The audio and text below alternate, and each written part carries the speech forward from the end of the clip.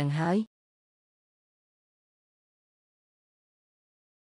ចង់បានអីនឹងខ្ញុំបានមើលគេលិចលង់កាន់តែច្រើនទៅដោយក្តីសង្ឃឹមចុងក្រោយខ្ញុំបានប្រាប់គេថាខ្ញុំមានផ្ទៃពោះកូនទី3ហើយខ្ញុំគិតថាកូនអាចដាស់សិទ្ធិសម្ចញ្ញៈរបស់គេឲ្យភ្ញាក់រលឹកនិងអាចឲ្យគេត្រឡប់ក្រោយវិញបានប៉ុន្តែខ្ញុំនឹកស្មានមិនដល់តតែសោះថាគេហើយគេក៏ជេរប្រមាថភ្លាមតែម្ដងកើតមួយហើយមួយទៀតមិនចេះចប់មិនចេះហើយកើតមកបានការអីចឹងស្អែកព្រឹកខ្ញុំមកនាំឯងទៅមន្ទីរពេទ្យពិនិត្យមើលទៅយកវាចេញទៅគេបានកាត់ទោសប្រហារជីវិតកូននេះដោយមិនស្ទាក់ស្ទើរ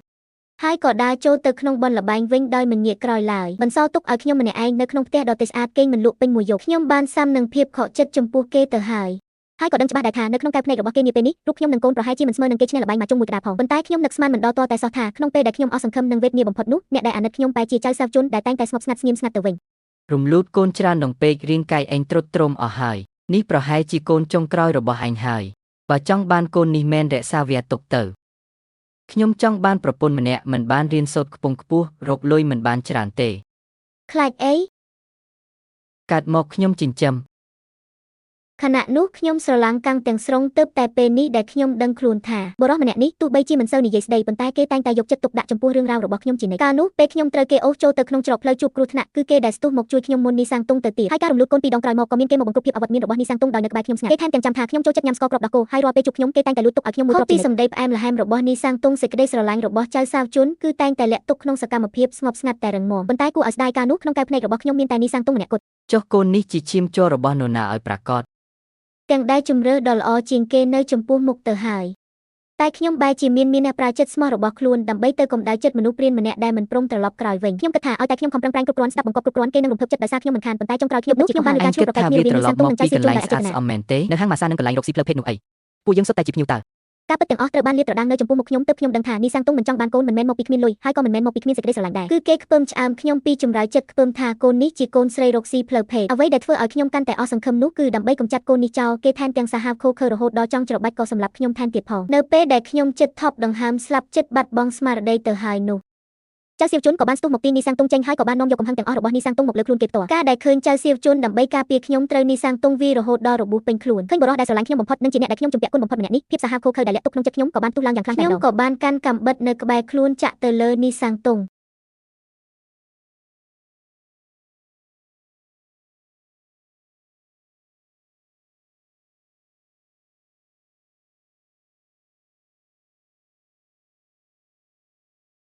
រហូតដល់គេលែងកំរើកទើបខ្ញុំប្រឡែងដៃពីកាំបិតយប់នេះគឺដូចគ្នាទៅនឹងយប់ដែលខ្ញុំបានសម្លាប់ខ្វាទីកាលពីឆ្នាំនោះដែរពិតជាយប់ដែលមិនអាចគេងលក់ឡើយប៉ុន្តែអ្វីដែលខុសគ្នានោះគឺលើកនេះខ្ញុំលែងនៅម្នាក់ឯងទៀតហើយគឺមានចៅសៀវជុននៅក្បែរខ្ញុំពួកយើងឆ្លៀតពេលយប់ងឹតបានយកសាកសពរបស់នេះសាំងតុងទៅកប់នៅក្នុងព្រៃភ្នំពេលកំពុងកប់សាកសពសម្ដីដែលបងដងបាននិយាយកាលពីឆ្នាំនោះតែងតែវិលវល់នៅក្នុងខួរក្បាលរបស់ខ្ញុំជានិច្ច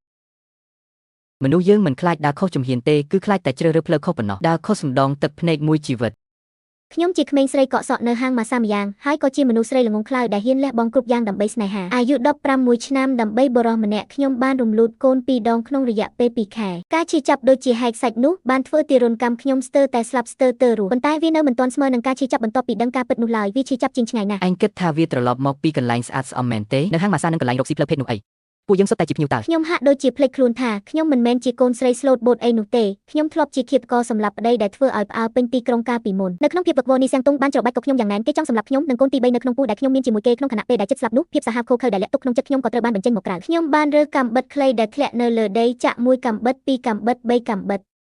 គឺបែបនេះហើយដែលខ្ញុំបានសម្លាប់បរិះទី2របស់ខ្ញុំគឺនេះសាំងតុងឆ្លៀតពេលយប់ងឹតខ្ញុំនិងចៅសៀវជុនបានយកសាកសពរបស់នេះសាំងតុងទៅកប់នៅក្នុងព្រៃជ្រៅខ្ញុំបានជំរែបំចាស់ផ្ទះរួចហើយឯខាងហាងកាត់សក់ក៏បានចាត់ចែងរួចរាល់ដែរមិនមែននិយាយគ្នាថានឹងទៅជាមួយគ្នាទេអី